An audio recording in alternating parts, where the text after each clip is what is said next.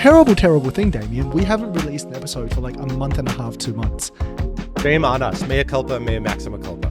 Slap, slap, slap. Partly that's because we've been traveling so much. So last time I caught up with you, you had just come back from the Vatican. That's true. Yeah, it's a weird thing that a friend of mine said, do you want to talk AI to the Vatican? And I was like, yes. I think the answer to that is always yes. And so we talked about the idea that Sam Altman has said that we need to align AI with human values. And the discussion was, hey, the Vatican has a ton of human values that are locked up in the archive in the library.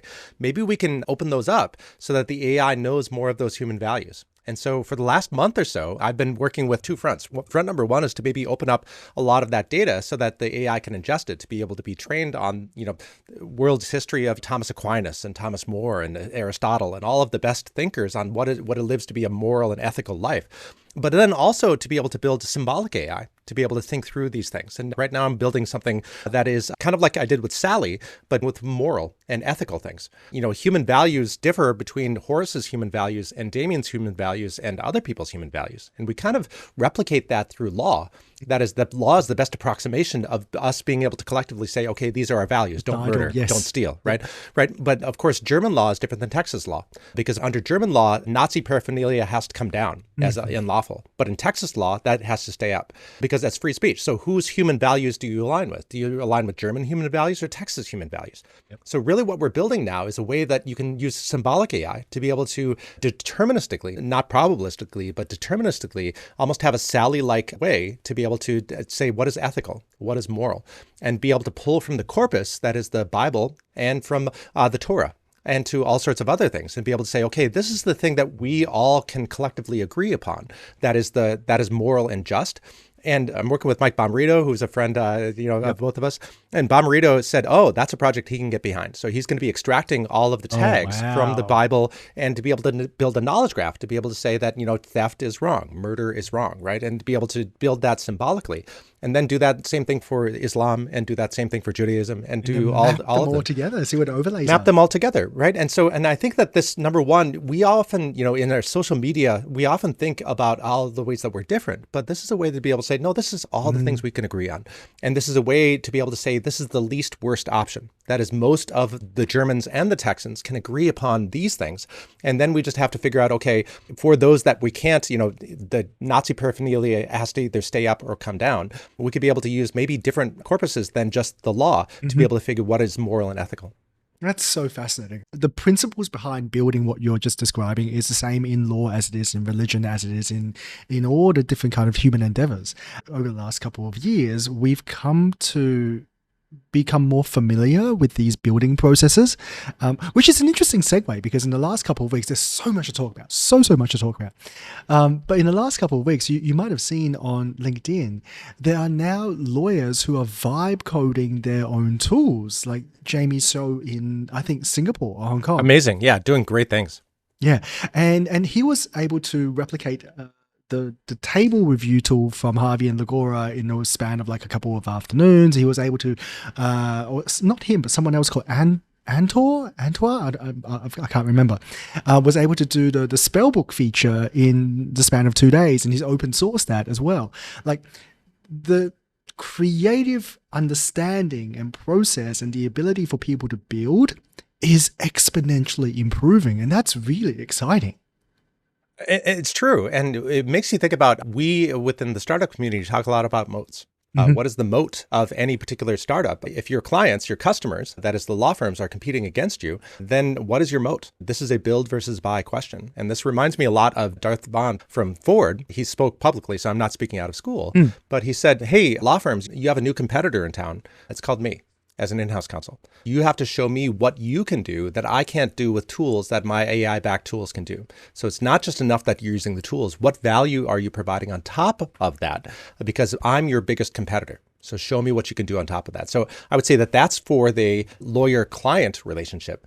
But what you described is the law firms, essentially replicating these tools. That is for the vendor-law firm relationship. To be able to say, what can the vendor provide that is above what the law firm can provide itself by vibe coding?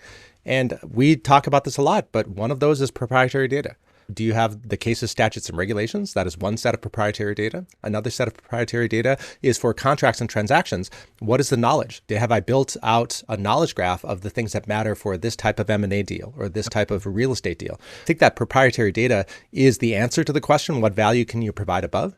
But I would say precious few legal tech companies have that value on top. Yeah, and it's hard, right? Like we talk about in the legal vertical, there's really three companies that have that public data. There's LexisNexis, Thomson Reuters, and now Clio.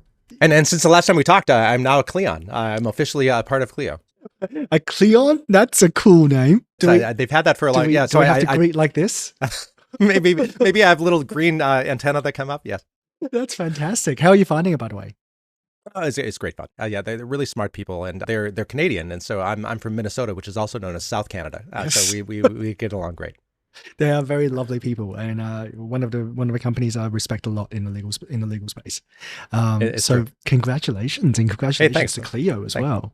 Thanks. It's really exciting. But like you said, there's only three companies that really have yesterday's case, yesterday's statute, and yesterday's regulation. So that is certainly a moat for now. But of course, there are other companies that are building that capability. Mm-hmm. And so one can imagine that that's moat number one, that we have the cases, statutes, and regs. Moat number two is the business data that we have. That is the business of law. We have, correspondence with the client, and we have the client's interviews and that kind of thing. And all of that is context for the context window to be able to build better things. So I would say that is pretty proprietary too. It's a lot of privileged information that I, as a lawyer, can then use to be able to then build out my complaint or build out my contract or build out my documents. So I would say that the smartest people in legal tech are amassing that proprietary data, whether it's public law or private context. And it's going to be a race to see who can be able to connect those corpuses to useful products and utilize that. And this, by the way, leads us down to multiple different parts. I want to cover a few. One is who's going to be really, really good at tapping into the internal data? People like Deep Judge, for example, who are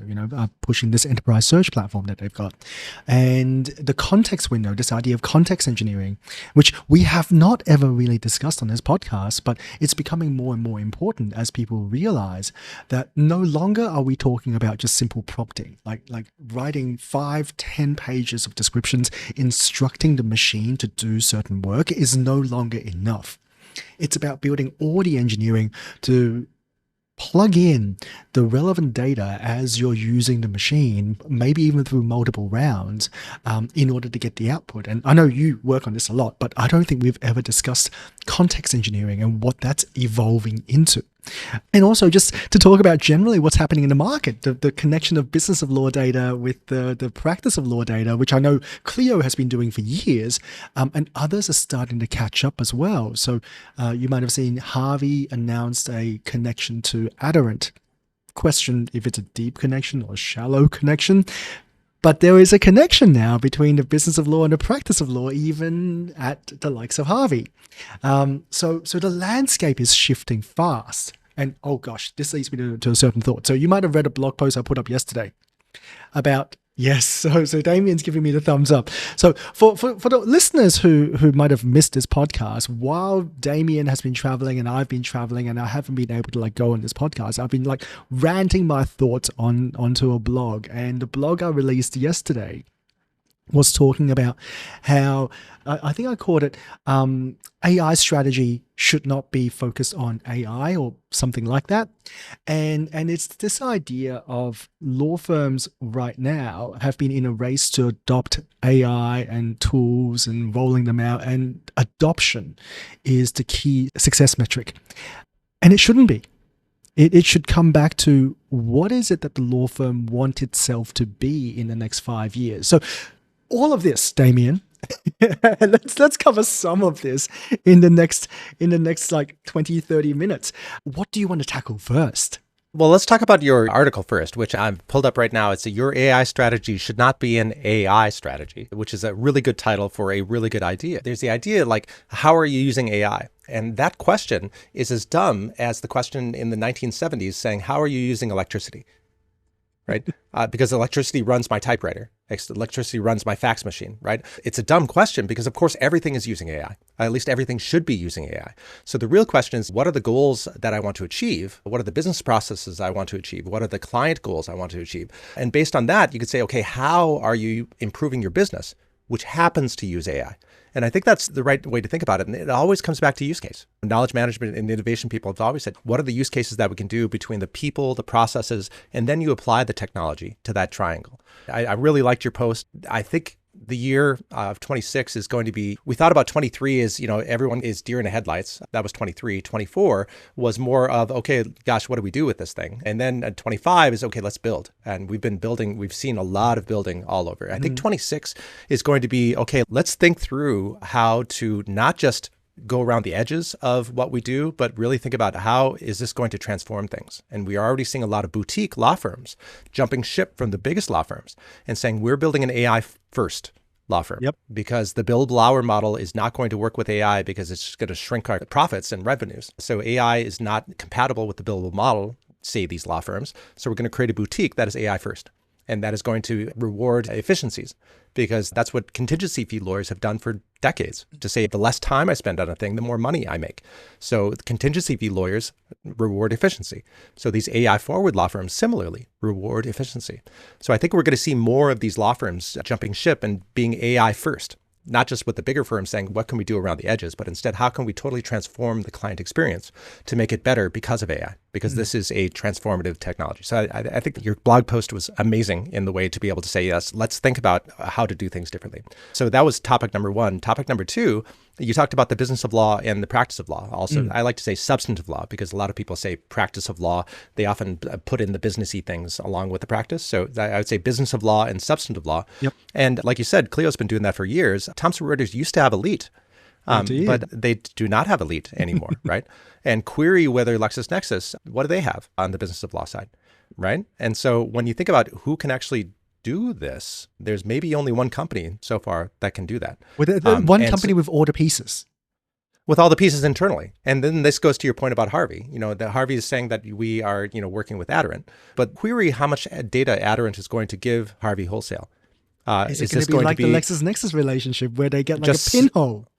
Sipping through an API straw, and then you have the garbage in, garbage out. And not to cast dispersions, but of course, if on one end of the straw somebody provides you garbage, there's not much you can do to be able to fix that garbage once it comes in, because you don't have the underlying case, the underlying statute, the underlying regulation, and the thousands of them, because you only get the true positives that are coming through the straw. You don't have all of the false negatives. That is the true things that are in there that the straw didn't give you.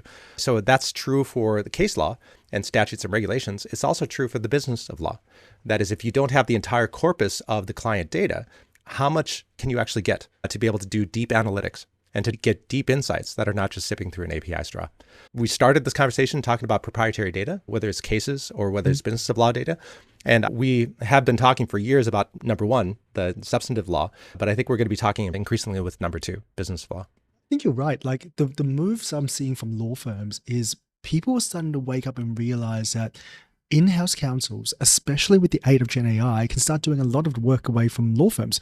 No longer do they need to brief out as much work as they used to. And we've covered this many times in our conversations. But it's picking up. This is an accelerating trend. And from my sort of observations of what Gen AI can do, there's sort of three categories of what it's enabling. The first is it's enabling the removal of lawyers completely from certain workflows. Highly commoditized stuff that, lawyers can just write a script for, and Gen AI can go approve, disapprove. Lawyers are completely removed. No longer can they charge time for these tasks. Second category are where you used to take 5 hours to do something, now you can do it in one. And so clients are not going to tolerate paying that extra 4 hours. So it's speeding up your work. And the third is Gen AI is enabling certain tasks that no humans had done before. And not that they weren't capable of doing it, but they just didn't have time or couldn't do it, or for whatever reason just wasn't possible. And these three different categories is forcing law firms to rethink how they price, how they engage, and what is the product or service that they're offering. So, like talking about Harvey again, Harvey and A&O Sherman have been offering this kind of like commoditized, I forget what they call it, but essentially like a portal. Used to use a Legora term to have a portal to access the lawyer's expertise and workflows, and the clients will pay a subscription or whatever the model is, and A&O Sherman essentially like make money from what is a commoditized stream of work. And I know other law firms are exploring this as well. So I think part of 2026 will see law firms releasing a lot more subscription tools. And what else? What else are they gonna do? Right? Like the whole model is changing. That's right. And to that point, our friend Kyle Poe, who was from Legora, that you and I had drinks with in New York just a few weeks ago, he was just on Ted's podcast, Ted Theodoropoulos, and it was just talking about the portals. And Kyle made the really good insight that I, as a law firm, want to be able to provide that kind of subscription service to my clients, to be able to say, here's all of my law firm expertise, maybe over decades or centuries, to be able to say, here's all of my expertise that you can have at your beck and call at 3 a.m. You could go into my portal and be able to get these insights. Of course, that can be a service the lawyer provides, but the lawyer is not going to provide the secret sauce.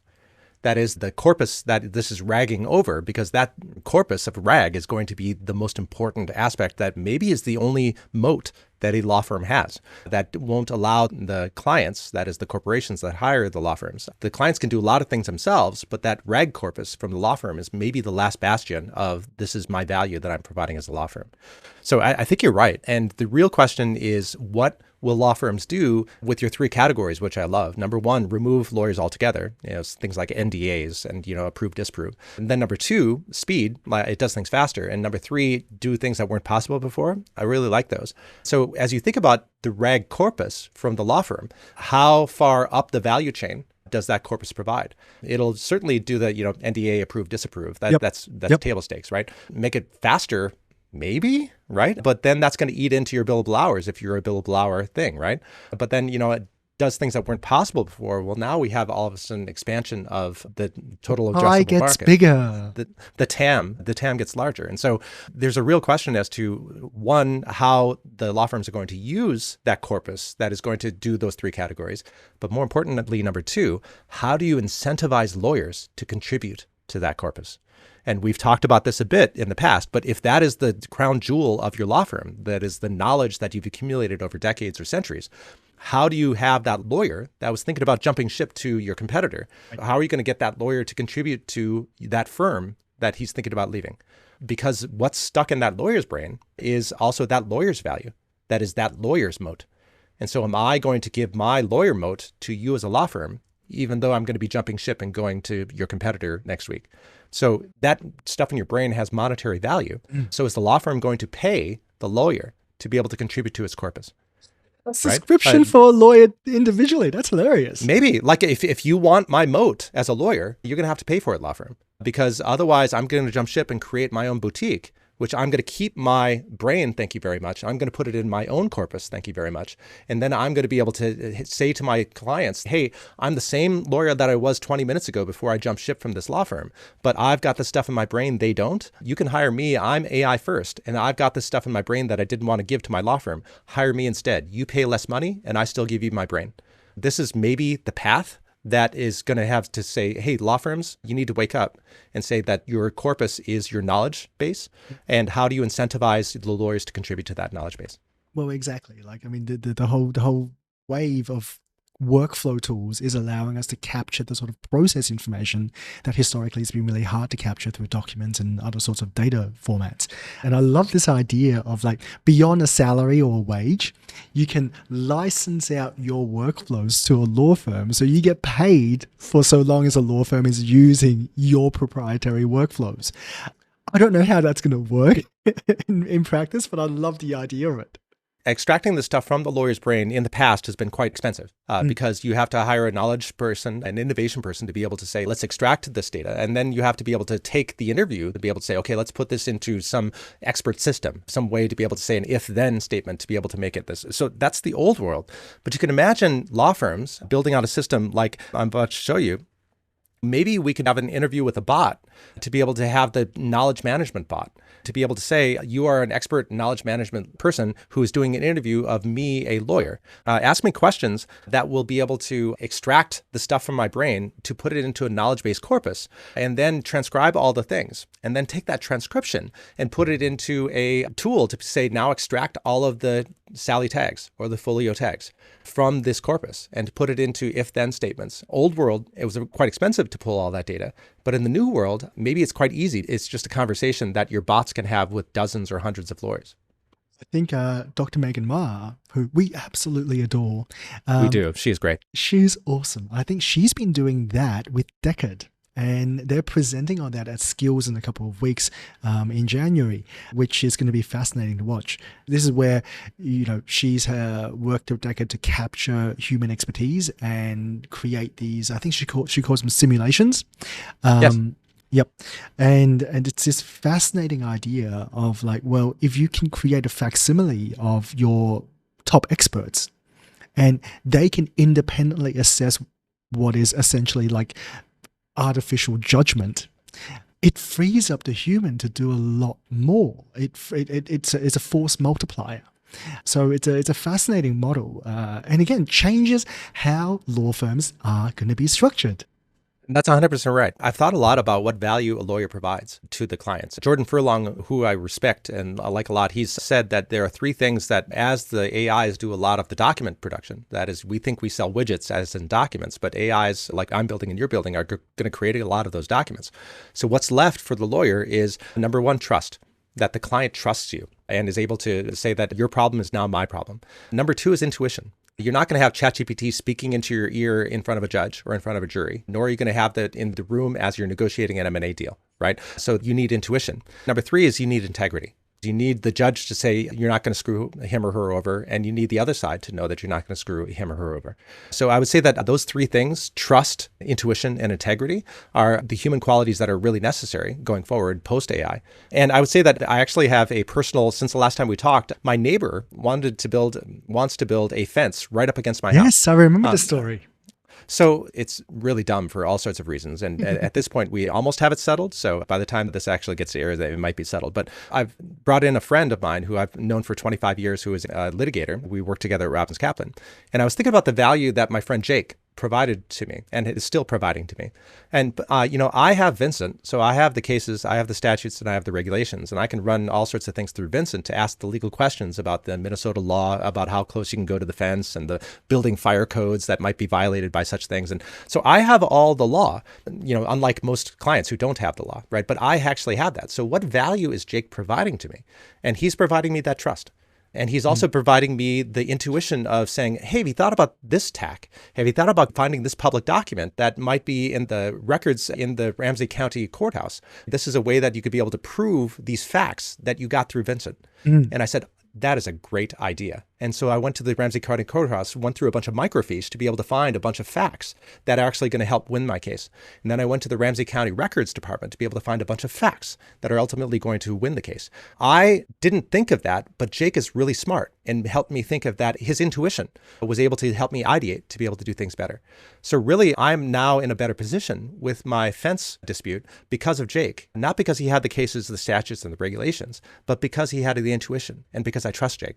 So I think that's maybe a metaphor in a microcosm of the macrocosm to say that people are still going to want to hire lawyers like Jake because they trust them and they have intuition and Jake has integrity. What do you think of it? I know I come from the litigation side. Does that resonate on the transactional side too? It 100% resonates on the transaction side. And I would use medicine as a sort of proxy here because I know nothing about medicine. And I was traveling for a few weeks, which I haven't told you much about. And yes, let's talk about that. Yes. Well, no, I'm not sure. That's super fascinating. Like some people take holidays, others have holidays thrust upon them. I'm in the latter category, and so during the holiday, I had to look up something about one of our toddlers who was vomiting, and I looked it up, and I have no medical background or training. And so GPT was like, well, if they vomited twice, you really should take them to the hospital and get them checked out for a concussion. And my gut sense was like, I'm pretty sure he's okay. But I told my wife this, and she immediately, 2 a.m. in the morning, drove the kid to the hospital, to the emergency room. And she stayed there till like 4 a.m. in the morning because emergency rooms all over the world are overworked. And they came back, it's like, yeah, they said it's fine. This is that sense of intuition, right? Like if you had a doctor that you could just call and say, hey, what do you think? Describe the circumstances, they'll just tell you, sleep it off, see what it is in the morning, you'll be okay.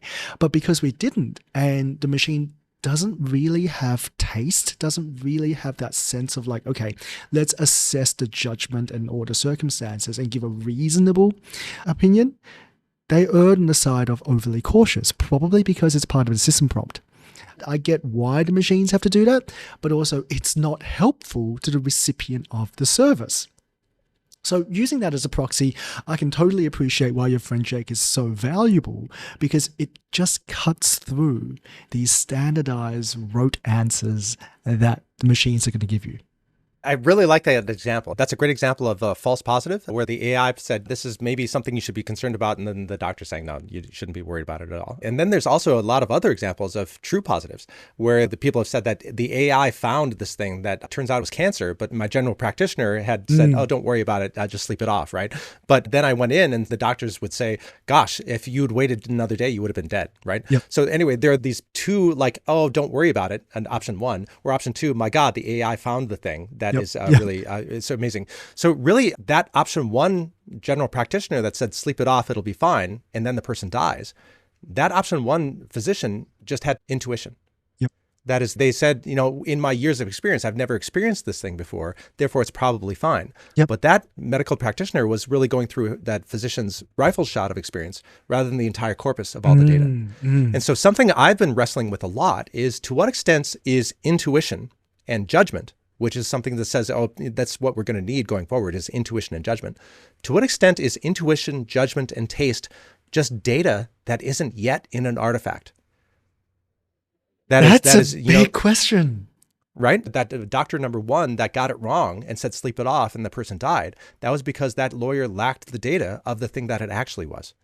And so there's a real question as to what is the value of intuition, and is intuition and my personal judgment merely just my analysis within my brain large language model of the corpus of data that I have, but is missing the corpus of data that I don't yet have that isn't in an artifact that I can access.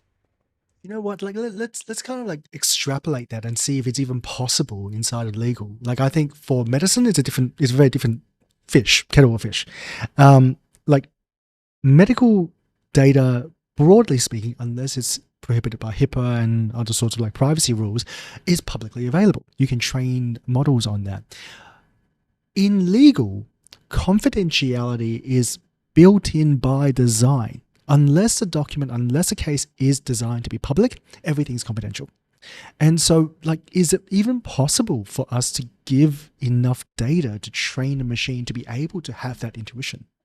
I'd say that there's two clarifying points to what you just said, which are mostly true. But the ways that it's not true is that for physicians, journals put things behind a paywall. So PubMed and things like that. So that data is not publicly available.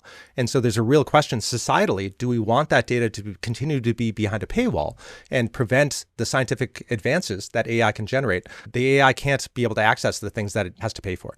So the question is, do we as a society want to say, well, if you want that federal grant, it needs to be open. Or if you want to do any science, that science should be open. So that's point number one with physicians. And there's a related point number two with law. As you said, yes, client confidentiality is baked into the process, but there's a lot of parts of the law that should be open, like cases, statutes, and regulations. And we've talked about in the past, but to download PACER, which is all the cases in the federal, it'd be about $2 billion with a B. And that is $2 billion that you would have to pay to the federal government to download all the motions, briefs, and pleadings. And we've, of course, downloaded a bunch of that. So we have to recoup our costs. And so we have to then charge our clients that number. But who can't pay me is the poor person that wants access to justice. And so this is a true societal, not just a legal, but an ethical question. Do we want to give rich people a different justice than poor people? And do we want the court system to accommodate that injustice? Because I tell the courts that I speak to, I said, this is an access to justice problem, Judge, that you created. You can't point the finger to anybody else. It's you that are charging me $2 billion and making sure that that poor person doesn't get the same justice as rich people. So I guess 2 points. Physicians, some of that stuff is behind a paywall. Yep. And then law, yes, a lot of it's behind a confidentiality wall. And a lot of the law that should be public, that oversees Also, all it's of us, not free. is not free, but should be. And so really, I think this is maybe one of the most important societal questions as we go into our AGI future, is to what extent should the rules of the road, not just in the United States, but in the United Kingdom and the European Union and all 100 plus countries worldwide, to what extent do we keep those rules of the road behind a paywall? Or do we open them up for the AIs and systems that run those AIs to be able to say, hey, poor person, these are the rules of the road for your country, for your state, for your city, and for your neighborhood. And the AIs will then give you that legal information in a way that is not behind a paywall. I think that's really the moral question of our time. It's a hard question to answer, right? Like, I think there's a lot of self-interest, not just with the corporations and lawyers involved, but also with the governments, that will not so much prevent, but makes it difficult for them to want to give this away for free. I don't know. To that point, your listeners might or might not know that the Administrative Office of U.S. Courts, the AO for the federal courts, have appointed me part of I think we have 12 people that are saying, how can pacers suck less? And so we meet periodically. We just met this past week, and they went through a bunch of things like, should we do this drop down easier, or should we do this part of the menu? And I said, when we met in person in DC, I said, don't do any of that.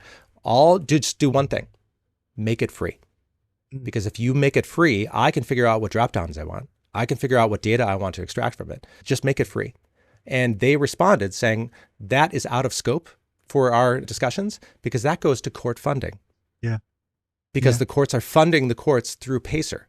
This is essentially saying the quiet part out loud. Right. Is that how the do you courts exist? The courts should not be funding it through having the litigants pay for the courts. Instead, the Congress should be funding the courts properly. It's an arm of government.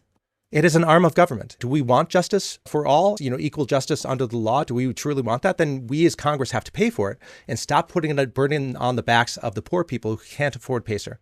I say to anyone with ears, the amount to run Pacer, I think annually is something, the Congressional Budget Office said something like $20 million or something like that. Elon Musk can be able to reach into his couch cushions and be able to pull out $20 million, right? I think we need to look long and hard. What if we were to make Pacer free? And how much would that help OpenAI and Anthropic, Google's Gemini, and XAI, right? They could be able to have all of that human-created high-quality data every single day for the low, low price of $20 million. And for a company that's valued in the hundreds of billions of dollars, that seems like something we should be able to lobby and get behind. Speaking on that for 1 second, let's just say Anthropic does give $20 million and make it free, but why would they want to make that free for everybody and not just themselves? So I think there's a lot of self-interest that prevents a company from wanting to do this, especially if they're serving their shareholders to increase their value. I do think, however, that $20 million is a really small amount of money in the context of all the funding that's been going on. And I am astonished that this has not already been made free. I think it's just because it hasn't been raised as even an idea. That the lobbyists haven't gone in. And so to your point about, why would Anthropic donate $20 million? It wouldn't be in Anthropic's interest. But what if there were a coalition of Anthropic and Gemini and OpenAI and XAI, much like they're doing with the MCP and the other, the kind of protocols. Here's how we're going to be doing AI collectively. And that's being housed, I think, under the Linux Foundation, if I'm remembering correctly. But what if Anthropic and OpenAI and XAI and Google were to donate to the foundation to be able to say, hey, foundation, we'll pay the $20 million. Collectively. So maybe, everybody chips in $4 million, right? And then the Congress doesn't have to fund it. Everybody gets the data for free. And here we are. Bob's your uncle, as my friends in the UK would say. But the problem is, do we want private companies to fund public government services? And the answer is, philosophically, it seems gross to me, right? We shouldn't have to have the Anthropics and the Googles and the OpenAIs funding our government like government should be funded.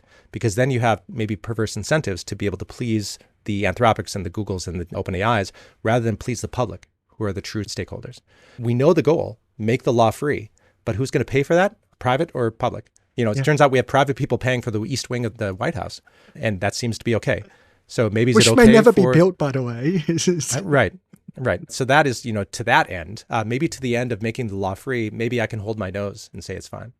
Yeah, yeah. Look, it's a bigger question than we can answer on this podcast today, but I think there's a trend at the moment which I don't think favors what we want as an outcome, and that is, even if you look at what's happening in the software world, open source is changing.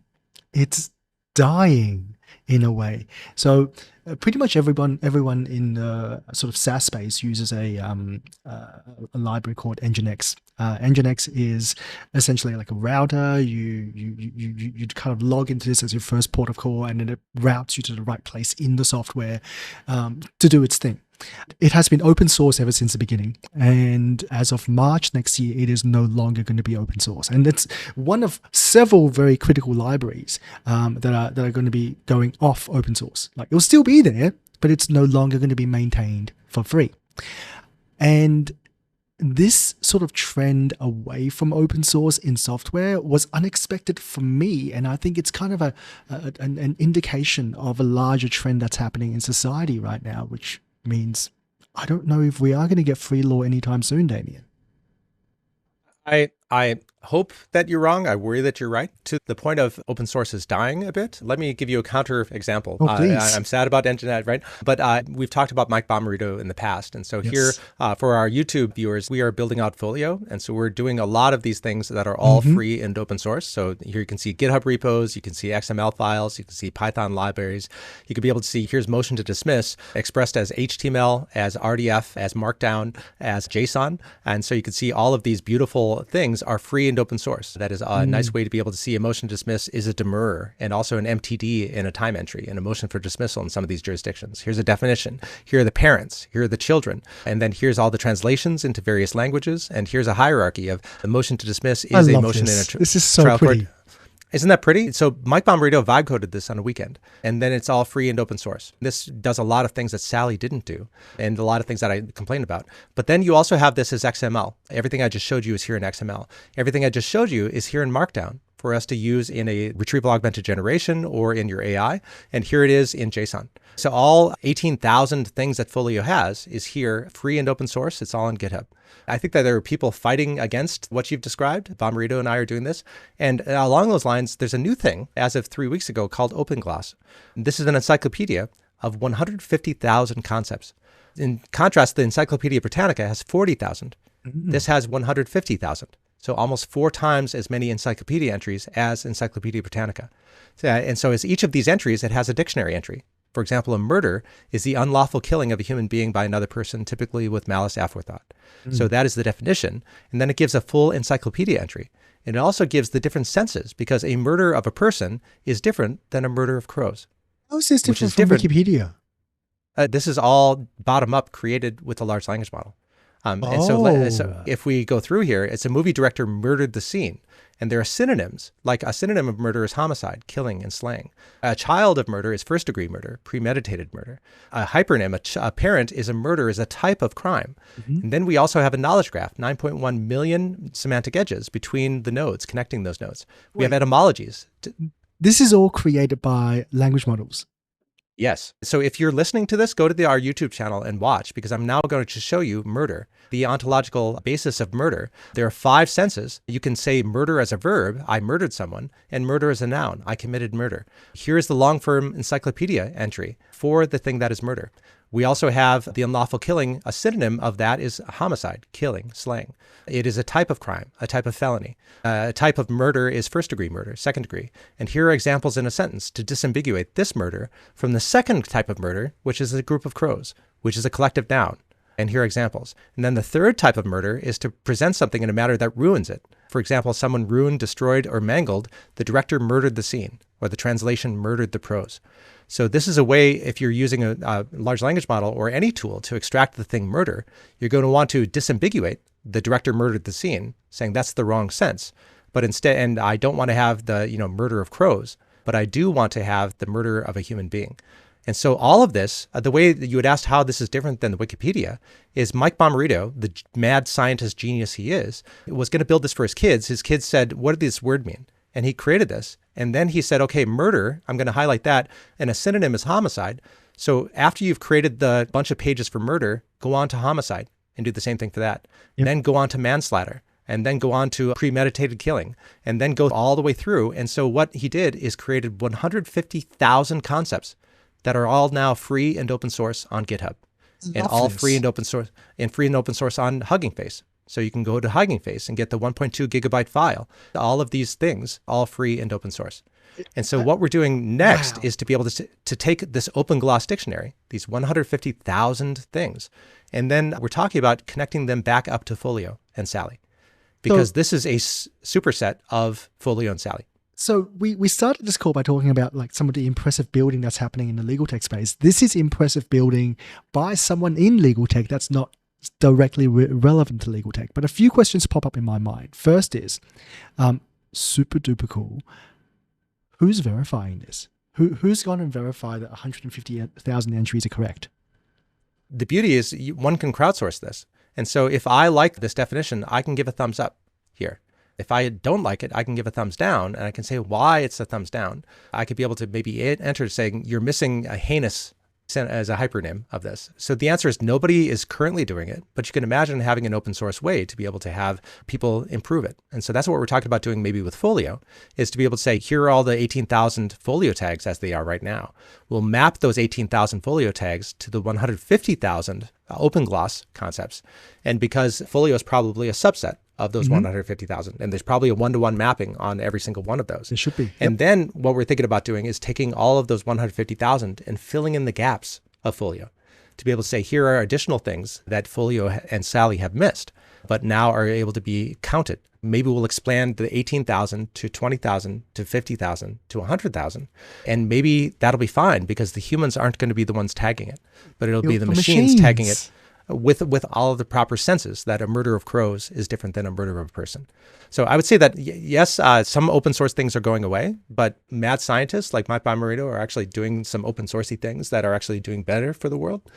To tie a bow along with the first part of our conversation, there's also the Vatican discussions. I said to Bomarito, hey, how about taking the Bible and being able to extract all of the Folio and OpenGloss items, concepts from the Bible, do the same thing with the Torah, do the same thing with the Islamic texts. And he's said, oh yeah, I would love to do that. So anyway, these are quite exciting times for open source do-gooders that are looking to do good. And I think that we do-gooders need to outshine the people who are looking to do not good. It's an uphill battle, but I think it's worth it because legal is such a small little vertical in the grand scape of human endeavors and experiences.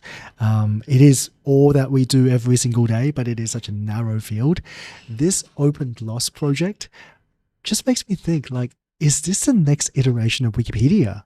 Like, Wikipedia came along because Encyclopedia Britannica and Carter, I think it was with Microsoft, just was not accessible enough to the general public. So Wikipedia came along, and now Wikipedia is sort of morphing and changing for a variety of reasons that we're not going to cover.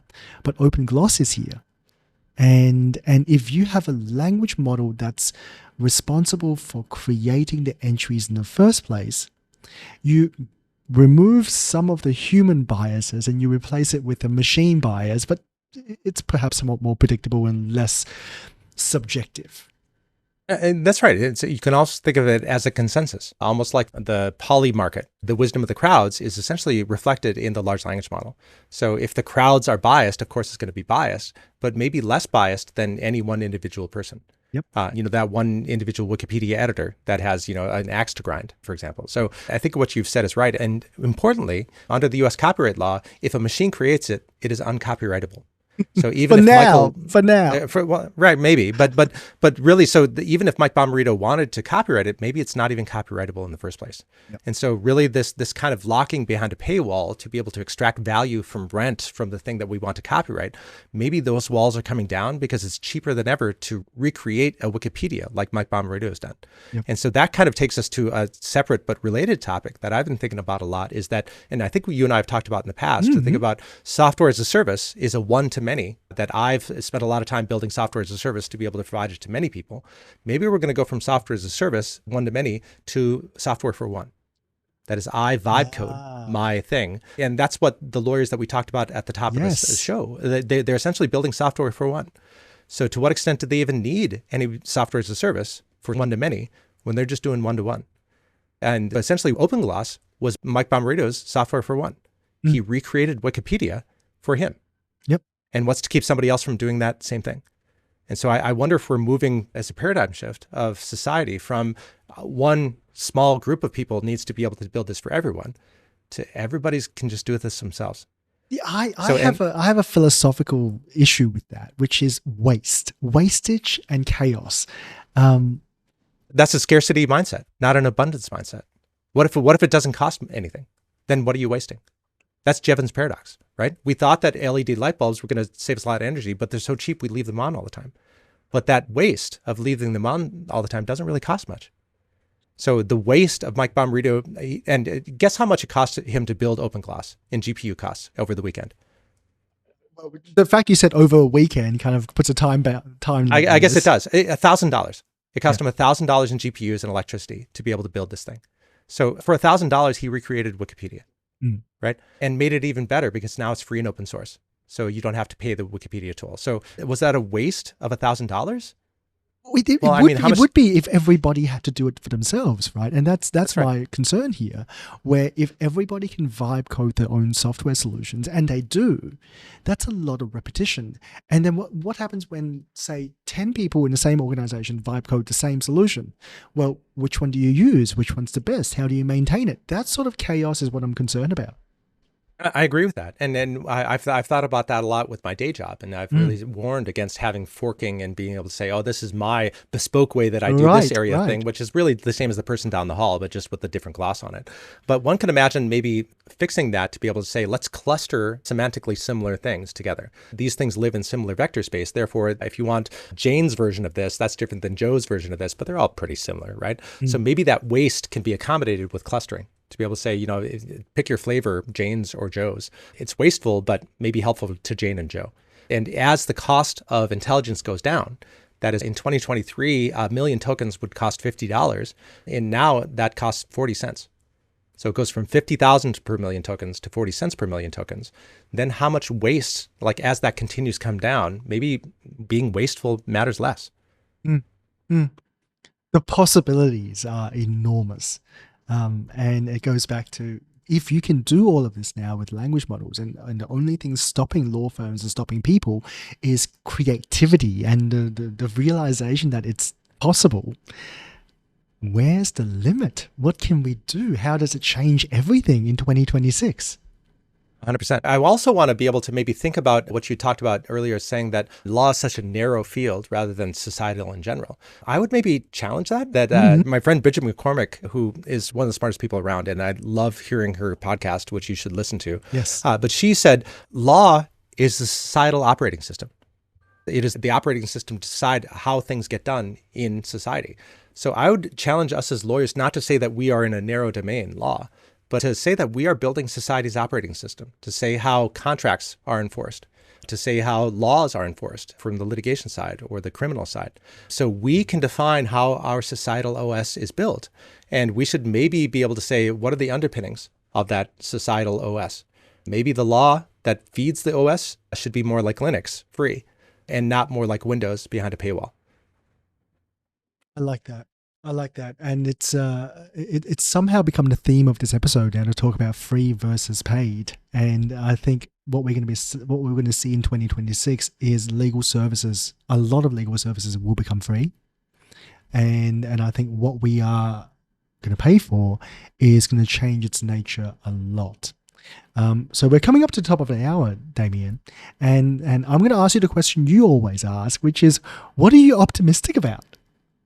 And then I'll return it to you. I would say that I'm optimistic, having worked with a bunch of do-gooders at the Vatican, and I'm currently jamming with them on this Catholic OS, we're calling it, right? This open source thing to be able to figure out what is the ethical and moral thing to do.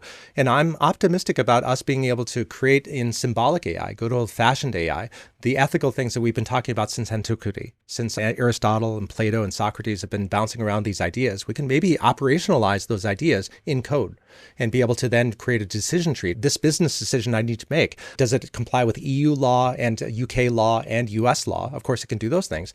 But then is it ethical? Is it moral? is laying off all these people, even if this complies with all the laws, is laying them off just for laying them off's sake. Is that something we should be doing? I'm optimistic about us being able to put into a hard code, a good old-fashioned AI, something that Aristotle, Plato, and Socrates have been talking about for millennia. Now, what are you excited about? I'm excited about a lot of things, but what I'm optimistic about, yeah. I'm optimistic about is people are moving on from talking about buzzwords in the last couple of weeks. I have not heard the words agentic AI or agents for a few weeks.